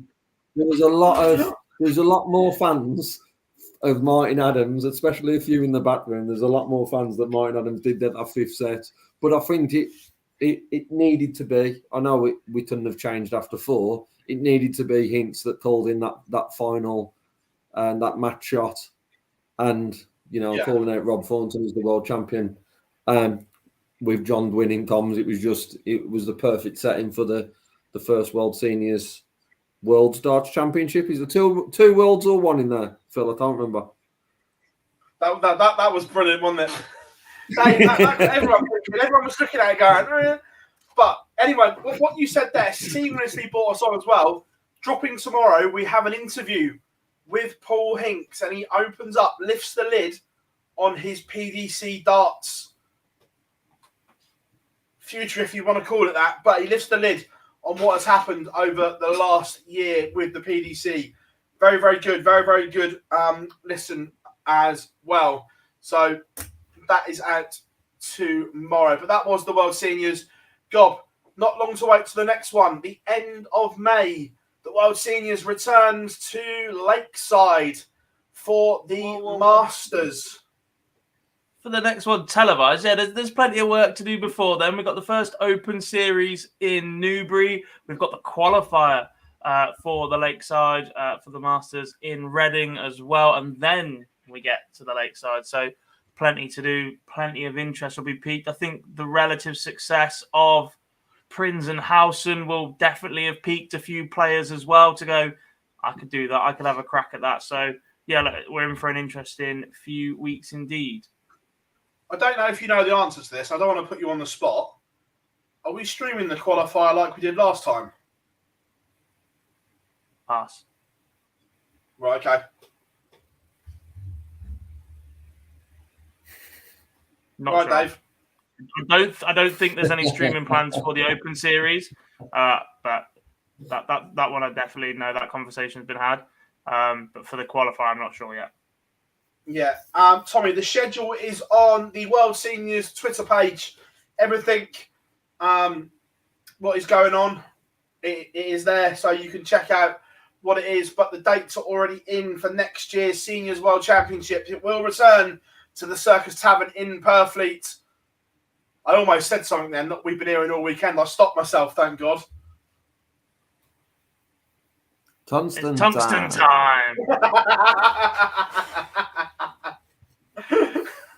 I love it. It's grown on me. It's grown on me massively. Opening day, I'll be honest, did not like it at all. But by the end of it, could not stop saying it. And also, the interval song, superb. Great. We are going to create the Spotify playlist as well. For anyone who was at the tavern, I've got the list of songs from the DJ. We're going to create the Spotify playlist, which will probably end up being my gym training list as well. So, yeah, look, I cannot wait for more of the World Seniors. It was a huge success. Well done to everyone involved. It was absolutely sensational. Moving on to this week, Premier League comes to Liverpool. We go back to the Echo Arena or the M&S Arena, whatever it is. Now it'll always be the Echo Arena. That's what I remember it as. Night number 2, I tried to rob a graphic from their Twitter, but obviously Lou or Jimmy hasn't done one yet, so we had to have the wiki page instead. Slacking. Can't get the stuff. But this is the lineup. Peter Wright will play MVG. Johnny Clayton, Michael Smith, James Wade, Joe Cullen, Gerwen Price, Gary Anderson. Oof. Pick the bones out of this one, boys. We'll start at the top, and this one looks fairly comfortable at the moment. It'd be very surprising if it's not right now. I think if Michael van Gerwen is to win this one, then Peter Wright has probably changed his darts again, because right now, with a straight barrel dart, Peter Wright looks unplayable at times. He has been the best player in the world. I didn't see the game on the stream. Well, I guess it was on the stream, but there was a lot of people on Twitter saying MVG swapped his darts during the Stephen Burton game on Sunday. I don't know if it's true. I was just reading stuff. So look, I'm not sure that MVG quite knows what's going on at the moment. Look, he will figure it out. But right now, Wright is a huge favourite for this game. Massively. And with it, possibly the evening again, because he's just capable of winning whatever he wants, whenever he wants right now. Johnny Clayton, Michael Smith. Again, on paper, you'd fancy Clayton, Boise. Yeah, you would. But what this does, obviously, with the format now being just first to six, it will allow for a couple of those sort of, it's hard to say upsets, isn't it, just to the top 8. So really, there's not really any of these that we're going to be overly surprised with if one comes through. But Johnny's going to be down into it favourite after getting the run to the final last Thursday. Probably seeing coming through it then. But I do think Michael Smith will grow into this Premier League, and I wouldn't be surprised if he's one of them to pick up a winning night. Maybe just not yet. Marcus, it wasn't the move to windmill, mate. It was genuinely, he was lazy over COVID. He says that himself. You look of when he first went, he won the UK Open with a tournament average of, 106 when he went over, hit a 9-darter. It was literally, he did nothing over COVID, and he's been caught ever so cold, and confidence hasn't come back with it. For me, I don't know if you boys agree or not, but I genuinely think it's nothing to do with the manufacturer move. It's purely confidence and where he came back from that first 4-month layoff very, very, very undercooked. Yeah, it is that for me as well. But I think what then he might be doing now is he might be questioning everything because the results haven't gone that way. But personally, I agree with you that it is the fact of what he's saying. But he might now because the lack of wins on TV, he might now be questioning other stuff. But everyone says about the darts and Old Faithfuls. People have got to remember, say that he didn't move to Windmill. Old Faithfuls are done. I've seen them. I've picked them up. They are almost Terry Jenkins smooth. There's no grip left on them because he made the mistake, and he says it was a mistake himself, of relying on one set of darts. And that was a part of the move that he didn't want to be in that situation again. And it's a situation that potentially Michael Smith finds himself in because he throws with the same set. He doesn't change either. His are his old, worn, beat up ones from years ago. And the world that we live in, if your bag gets lost on an airport, on a flight or something like that, and you haven't got a set, or you in your head you have to rely on that one set, it's not a good place to be in, Gob. No, not indeed. I mean, I've got 8 barrels of mine because I lost one, so when I bought another 2 sets to make sure I was never in that situation again. And I'm not Michael van Gerwen. Yeah, no, exactly. So look, there's things. We'll come on. There's a couple of good questions on the format. We'll come on to that in a second, guys. Don't think we're ignoring the chat room. We love you all. We'll come on to them in a second. But John Cullen, James Wade, I'm going to come to you on this one, Gob. Last week, I know he won a game, but his averages again. I know he's never been a huge average hitter, but Wade, I'm going to say at his best, is somewhere between 97 and 99, and he grinds you down that way. He's never been. He'll put the odd big ton plus in, and I don't mean this derogatory to him, but it's his finishing that gets him out of jail. He's never been the biggest scorer in the world, but at the moment, I'm concerned because even the 97 to 99 averages don't seem to be anywhere near at the moment. Yeah, he just seems to have lost that little bit of match sharpness, I think. Like you said, it's not quite up there at the level that we used to see in James Wade. Still picked up the odd result, Gerwen Price last week, obviously. From what I saw, I don't think he had a particularly good weekend on the Pro Tour either, James. And with it, I guess the opposite way is right now is Joe Cullen lost his first game last week. Joe Cullen has to be looking at this as an opportunity to get his first win on the board in the Premier League because we've seen other players in the past. The longer it takes them to get that first win, those first points on the board, it starts to become a little bit of a panic. I know you don't have to worry about whatever the night is, midweek, the week 9 or week 10, relegation night, whatever it is, in this format, and he's still going to be in the finals. That's the one, Judgment Night. But the longer he goes without a win, the more difficult it becomes to get one on this Thursday night block. Yeah. I'm just looking at some of Wade's averages from the Pro Tour. He lost last one to he averaged 99, which again is decent, but then he won with a 92, won with an 84, and then loses with a 97. The averages are always higher on the floor anyway because there's less pressure, but I'm just concerned at the moment where James's top gear is at the moment. Like we said before, it's almost as if he just comes out in second and it locks in second and he hasn't got that gear change that you need at the top level now. This time last year he had it and he had more. He was averaging 103, 104 when he was getting on TV. He just seemed to have found an extra level on what we're used to, and now he seems to be 2 further down than where he was this time last year. He's gone back down to his normal level and then slightly below that as well. But look, he's been up and down numerous times in his career. Every time you write James Wade off, he comes back and wins something. The UK Open's fast approaching. Don't put it past him. It's just the sort of thing that James Wade does. Yeah. And then Gerwen Price, Gary Anderson. If you'd have asked me a week ago, I'd have said Gezi was the favourite. However, right now, I'm not convinced he is, boys. I think I've seen enough to say there are very, very good signs for Gary Anderson fans right now. Yeah, I think there is. I think Derwin Price would still be favourite, but it's a lot closer than it would be. I think Price still is slightly. I'm seeing him have a run to the final as well on Sunday.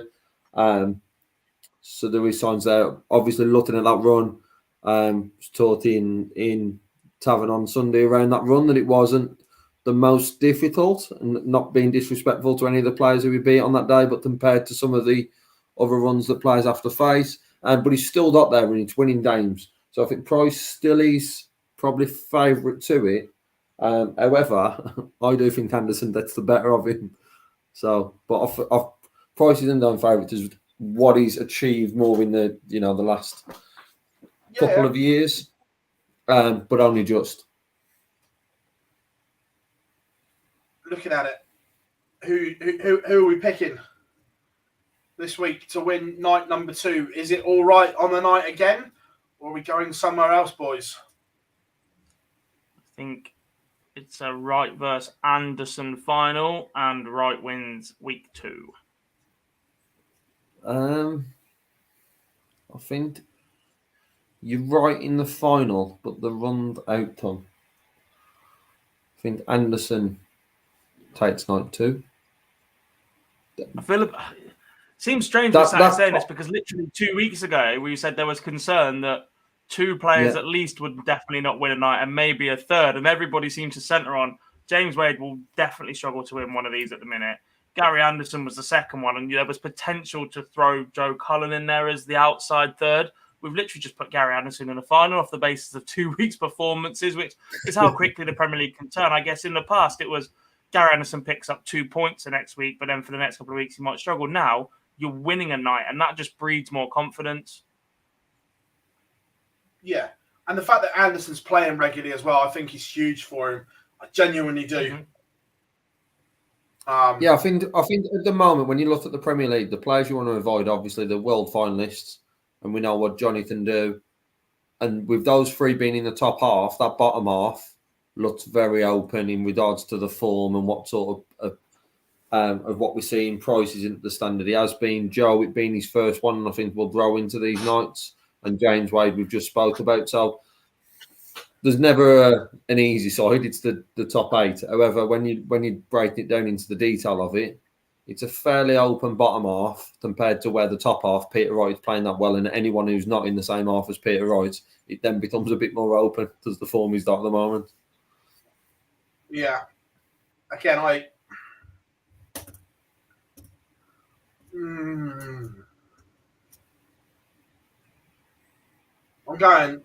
I'm going to go a little bit different. I think Johnny Clayton may get his man. I think Johnny may beat Peter.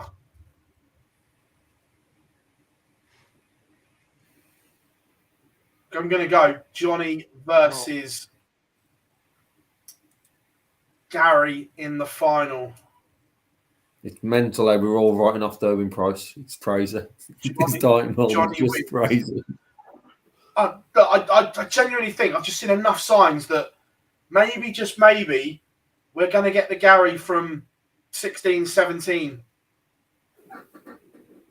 Don't do that. The fact that he's playing regularly, we're seeing a lot more 99 ton averages from him on the Pro Tour than we saw yesterday. He went deep on a Sunday. Normally, at start the car, Gary loses in the opening round on a Sunday, and he's back on the fishing bank for the evening fishing session. Don't do it to me. It's the hope that kills you. But there was one in the chat room, and this is what we're gonna talk about, the Premier League format. Jamie says, "Oh, how exciting! Wright versus Clayton potentially again for the 3rd time in 7 days." This is the issue with this, and I said it being there. I think for the fan in the venue, this Premier League format is brilliant for the fan in the venue, because you get to see the best players more than once a night, and you get a winner on the night. But for the fan at home that doesn't go to watch it in the venue and follows the PDC Pro Tour and watches it on the stream, that for the third time in 7 days, and if they meet in both Pro Tours again this weekend, it could be 5 times in 11, 12 days. This is the issue for me that has been created, that we are going to get a lot of repetition of games. Well, Johnny and Peter both win. That's the third time that they've met in 7 days already. Yeah. Staggering. I'm just bored of it. Bored of it. Yeah. I've still got 3 more nights of this. As well, Phil, to the point of the fans having a final each night, I agree that from a fan point it might be better. But to someone win a trophy or win a night or something, you see them lift something, that photo of Peter Wright on Thursday night just looked awkward. Yeah, he's just sort of standing to the side of just the venue name side. or just tardy for. It's like, wait a minute. You've probably got there. Yeah, there we go. When we're talking about how good the Thornton one looks, does he lifting a trophy above his head, and then you've got Peter just pointing at a sign. I didn't see the Premier League. I didn't see if he was announced as winner for the night or. Yeah, no, he was announced as night one winner or whatever it was. Yeah. So, you were there. We only saw photos of it, including this one. That's worse than the grey stage. I'm saying it. No, I disagree. No, it's terrible. The random white lines just had nothing to it. The graphic design has gone a little bit overboard. You tried to do too much. From what we gather, Kazoo, because the sponsor so many different things, can have a different colour board, different colour background depending on the event. So black for the Premier League, they will use the grey again. They use a different colour for something else. That's horrible. There's just blocks, chunks. It's just too much. I don't like it. I preferred this one to the grey one. And looking back, this one isn't too dissimilar to the Unibet one. It's black with the logos. Random half-height white lines. Nah. If we're not comparing it and we're looking at it as just a sole background, I don't like it, but I do think it's better than the grey one. If we're comparing it, the grey one is the worst one or one of the worst ones I've seen. So it was an improvement. I'm just looking at the pictures on my phone. I don't mind it. Horrible. Yeah, I don't mind it. I don't know who the referees are. Daz, I know George is only doing about 4 or 5 Premier League nights, I think. So it will be probably Kirk, Russ, and Hugh doing a lot of them. Jack, interview with Paul Hinks about his PDC future will be out tomorrow on our YouTube channel, so don't worry about that. So, yeah, I'm trying to think in a week of darts, boys. Have we missed anything out? The Live League's back? Yeah.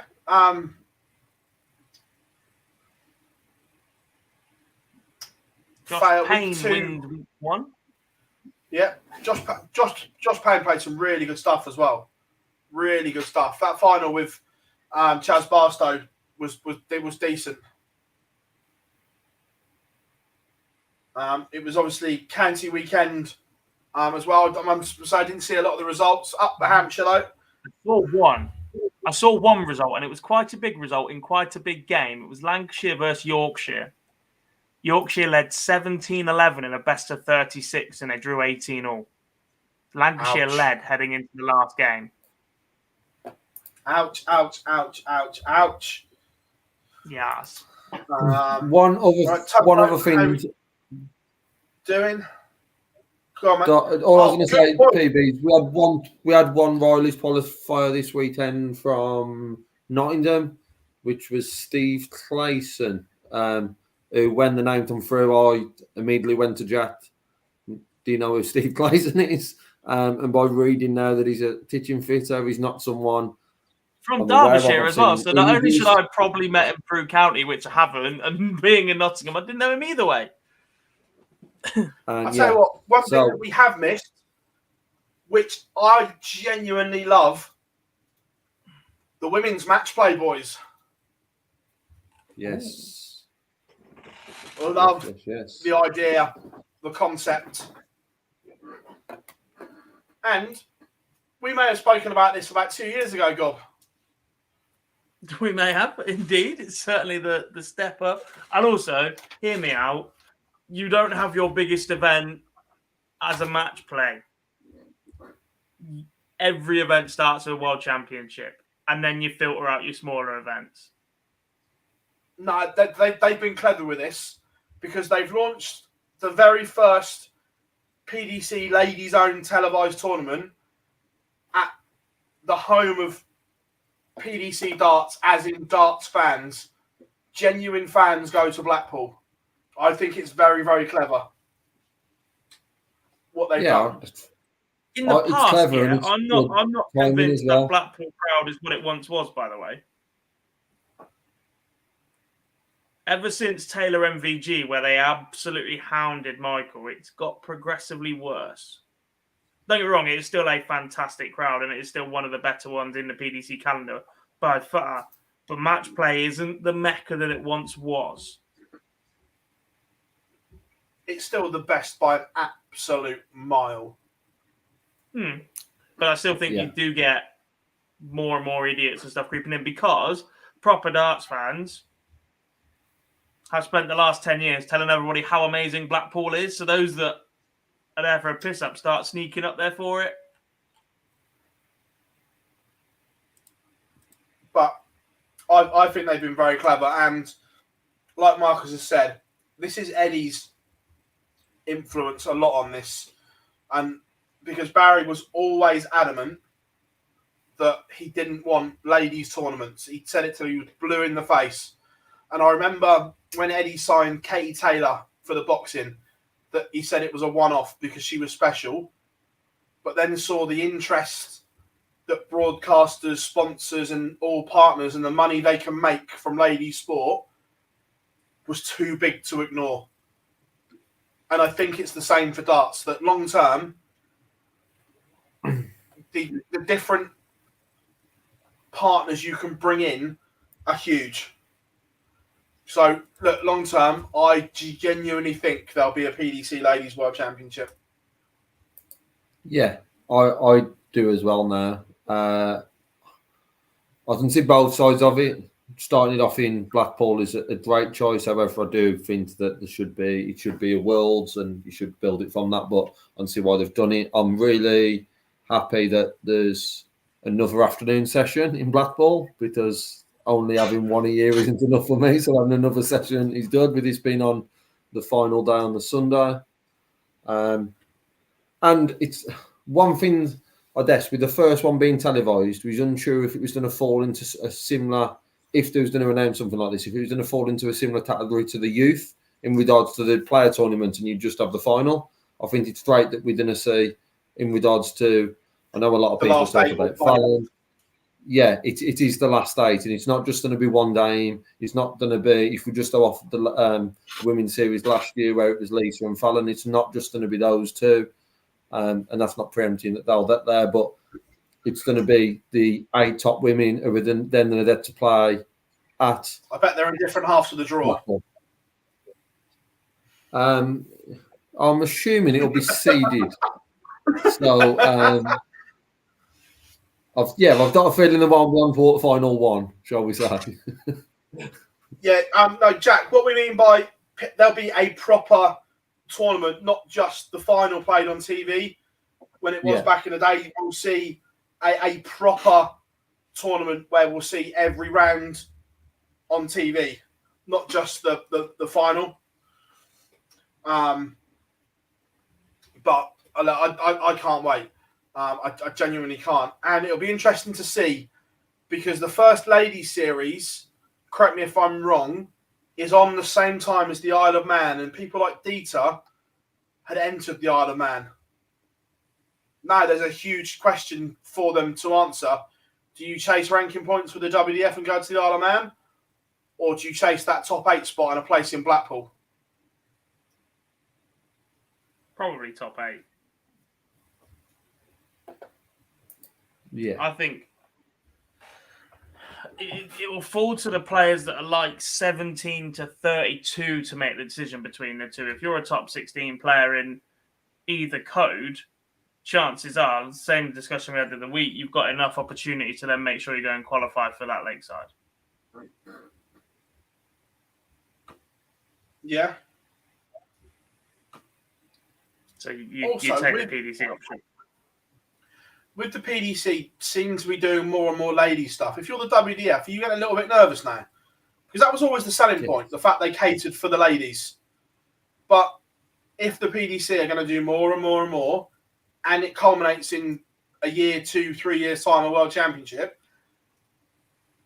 this is almost going over the split kind of territory again, where as a player, what do you do? From to do that and for that to be an issue, though, yes, you might have the odd tournament.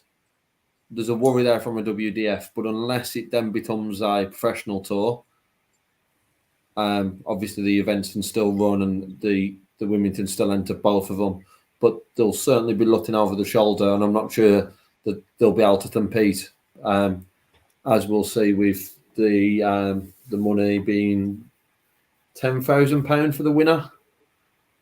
You know, the PDC money-wise will always drive that. So there'll be a worry from the WDF, but not so much yet because of being able to play both. But if they continue to evolve this ladies' game, which I think the way it looks like it's going. Oh, yeah, there's still parts of it, as you've just mentioned, one weekend there, where there's going to be a clash and you're going to potentially lose your top 16 players. So it's certainly I'm a little worry. bit concerned about heading towards ladies-only televised events, because at that point, for me, the opposite events have to be male only. You can't restrict movement one way. I don't think you can have open and then ladies. It has to then go men's and ladies. Otherwise, we're almost at a point where I don't even know how to work it. You're almost at a point where you're giving everybody but your tour card holders, which is what your system is designed for, extra opportunities.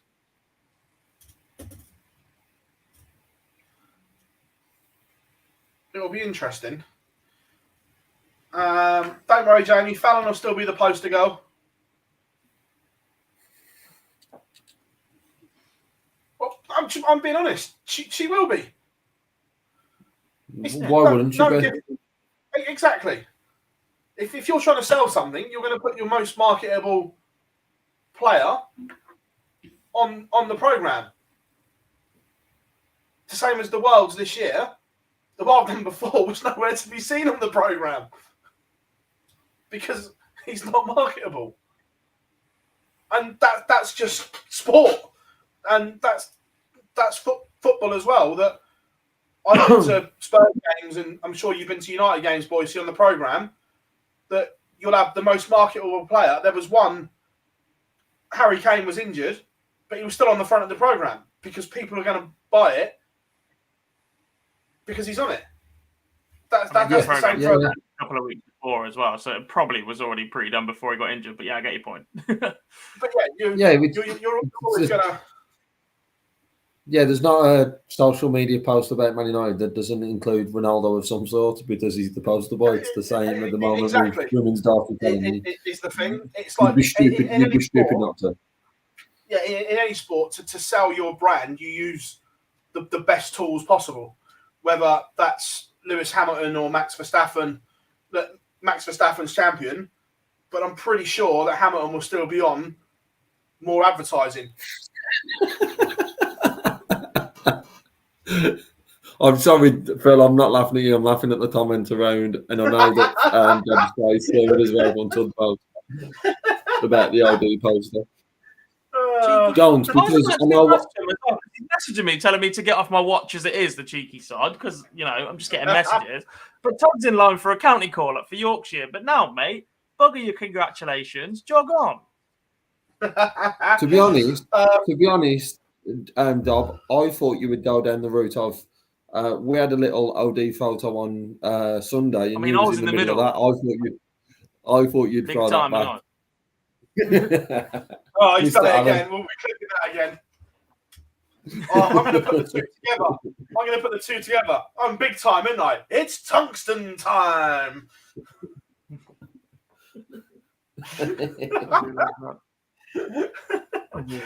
Right, as per usual, we are going to open up the chat room. So get your questions in. And if you haven't, make sure you drop us a like and subscribe to the channel. Your support is much appreciated. So remember, drop us a like, subscribe, and question time is open.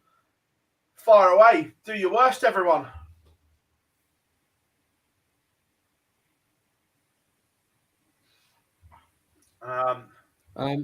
Just there's one in there about the seniors match playing the seniors world championship. Players who won't.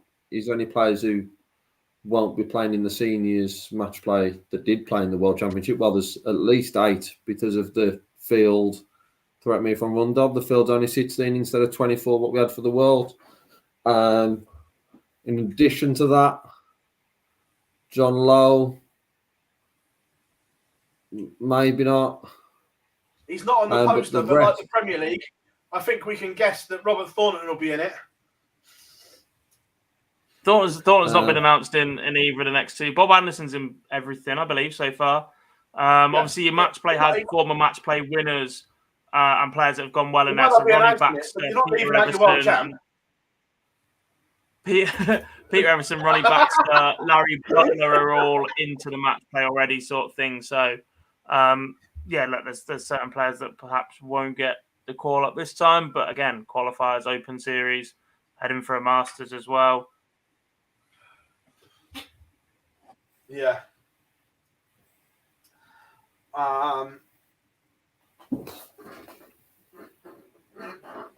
Terrible, Sam. We're still struggling. What's that? Media at the Premier League. Now we only get 1 interview. Yeah, we're lucky. We got 2 this week. I'm doing a sit down with Matt Porter in Liverpool as well. That's part of the reason why I'm going. But we'll play it by ear.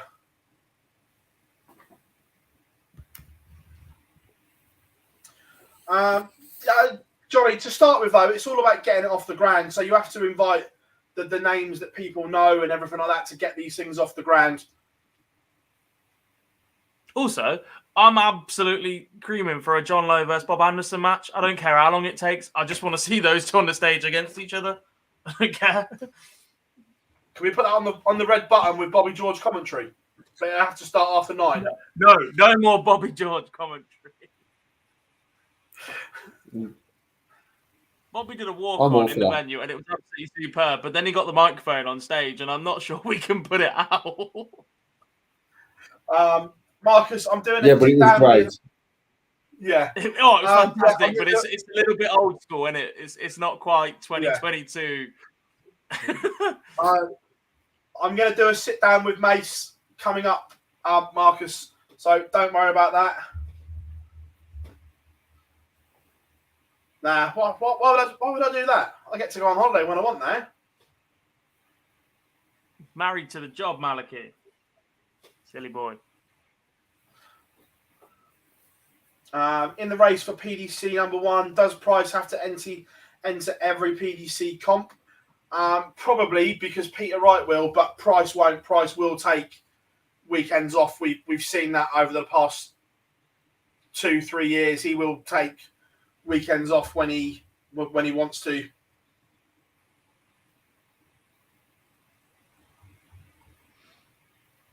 If I'm going Price, the current tour card race for the end of the year has a difference of about £400,000, which means he's defending an awful lot. It's not the world number 1 spot I'd be concerned about. It's falling a little bit further at the moment. Because if I'm not mistaken, Johnny Clayton's effectively got a free roll again this year. Yeah. The World Cup's not ranked. Everything else is just going to be an assault.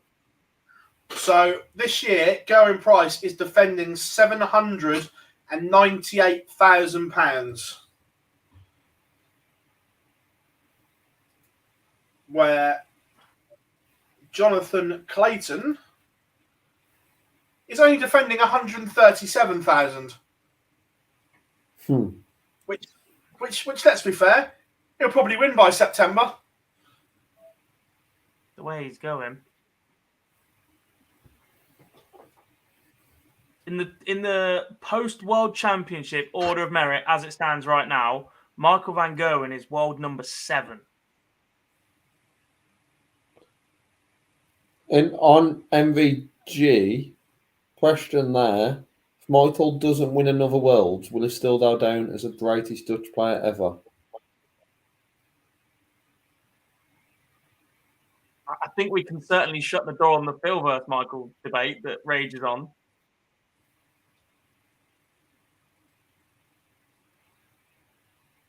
Phil's the most successful. Michael's the best player I've ever seen throw.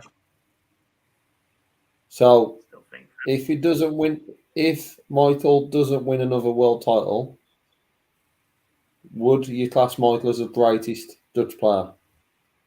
Yeah. All day and twice on a Sunday. Jack? It's probably still just. Because I have an issue with where we place Raymond van Barneveld in the world. Don't get me wrong, he's a 5-time world champion, but 4 of those in the BDO where Phill Taylor's competing in the opposite side.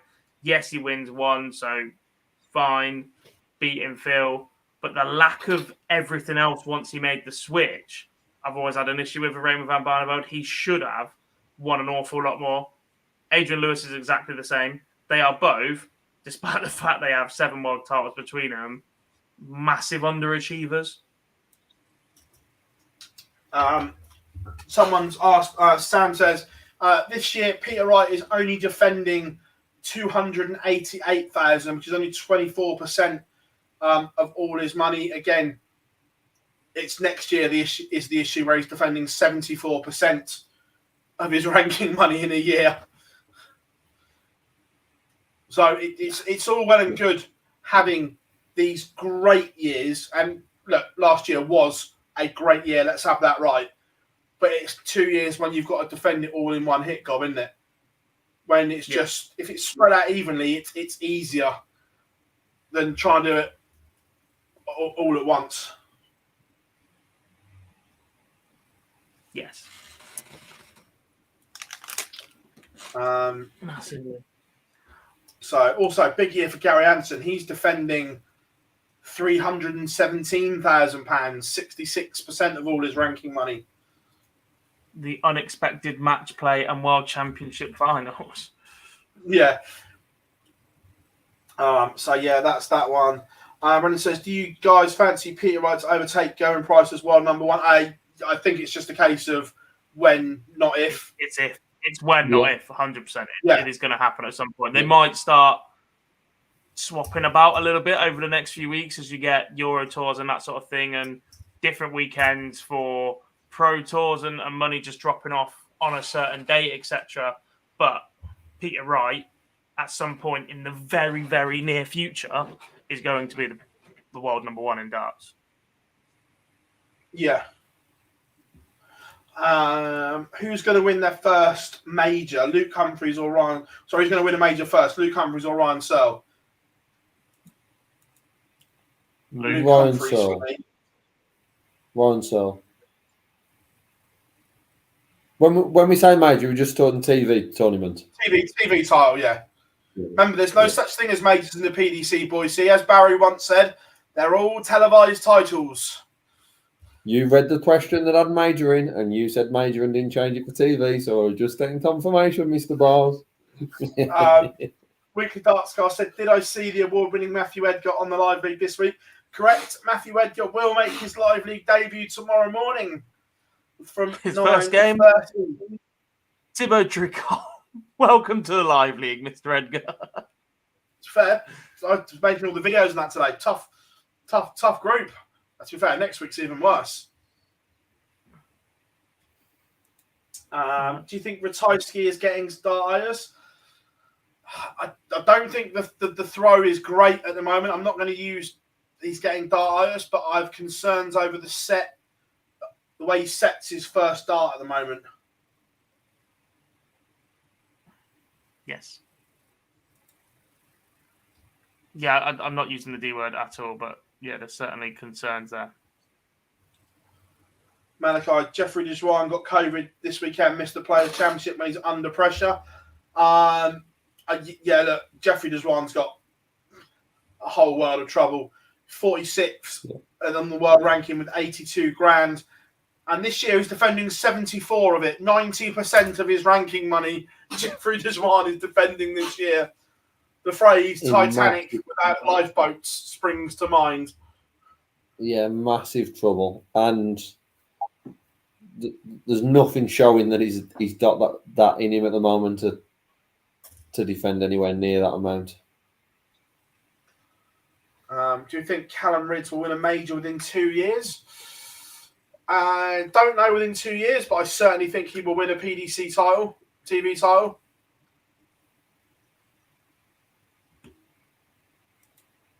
I'm going to say he will. I think we get drawn into that conversation an awful lot. Who's the next to win a world championship? Yeah. Who's the next to win a televised event and whatever? And a lot of people are like, oh, this person will definitely be a world champion in the next 10 years. You think about the level that have then, we've been saying that in the past, and then you get players younger come under, you get older players that hit their peak, etc. It's so difficult to predict. Callum Ridds is a superbly talented dart player, but look, so is Michael Smith, and he's still yet to win one. So is Dave Chisnell, etc. So I think it's difficult us sitting here and putting pressure on someone like Cullen to say he's 100% got the ability to get over the line, etc. And that's why everybody plays to win. But I'm not sure I enjoy that question as much anymore. If that makes sense. Yeah. I didn't see much of Max Hop's throw over the weekend, Johnny. But he said Max Hop throw's gone, looks awful. I'll try. Hopefully he's on the stream this weekend. I'll try and have a look. Bit of a weird one. I think he's the best character in dartsing at the moment.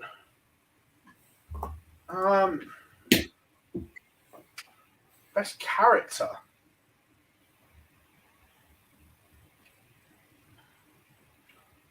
I think we're struggling for characters at the moment. I think that's why part of the seniors worked so well, because they are genuine characters of the sport.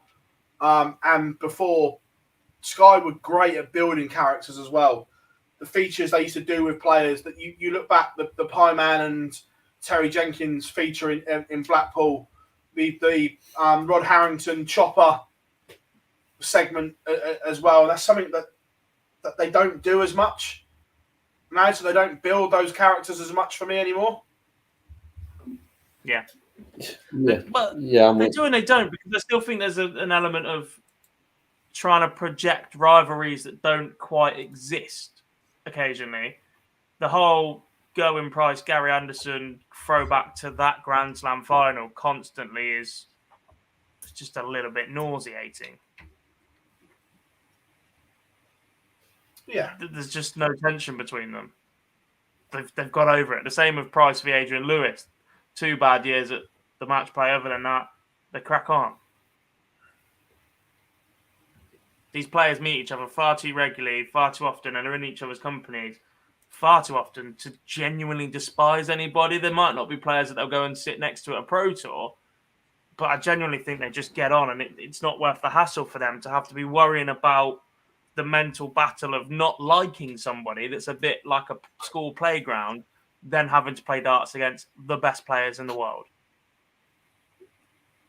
Yeah. Yeah.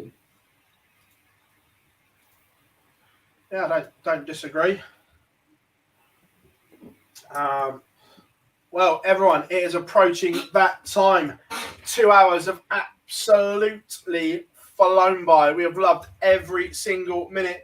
And thank you very, very much for your continued support. Give yourselves a huge round of applause. Remember, this will be available as a pod because I'm going to edit it as soon as we're offline, so I don't forget and we'll run out of time. Last week we just had so much going on. We just did purely run out of time to get everything, but we will get it done. So thank you very, very much. Remember, the live league returns 9:30 tomorrow morning on our YouTube channel, so make sure you turn in. And yes, prime time himself, Matthew Edgar, will be making his debut. I've been Phill Barnes, joined by Jack Gobby Garwood, Lee Boyce, and Henry was on earlier. Everyone, thank you very, very much for your support, and we will see you all next week for the Live Lounge.